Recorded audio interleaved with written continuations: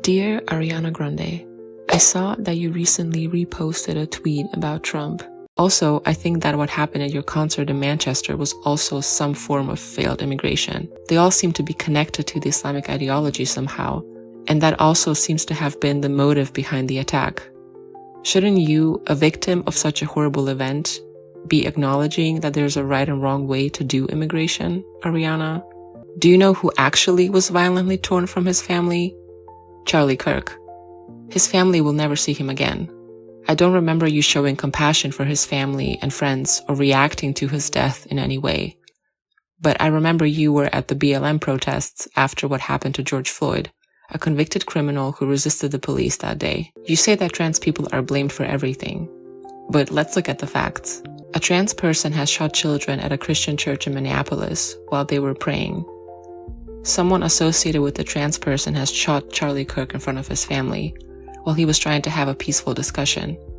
I also don't understand how you and your trans friends can take such a victim mentality when you are literally pushing your agenda in our faces. You wave your little flag at every concert, you want the Bible out of the school, even praying in front of an abortion clinic is not allowed, and you want abortion up until birth to be legal. You are not the victim here.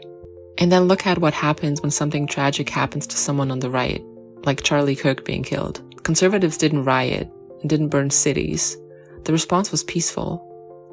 But what we did see was people on the left celebrating online, mocking, making fun of his death. Imagine that, celebrating someone's death just because you disagreed with his views. Meanwhile, when George Floyd was killed, we saw an entirely different reaction. Massive protests, violence, and the media framing it as righteous anger. So why the double standard again? Then there's Jimmy Kimmel, spreading stuff that isn't even true. His show is canceled for 3 days, and suddenly there's this whole wave of celebrities crying about how free speech is under attack. But when someone who actually stood for open discussion and freedom of opinion gets murdered, silence. But conservatives aren't the ones out there shooting people or celebrating deaths. We're not blaming an entire community, we're pointing out facts. The violence happened. The hypocrisy is real.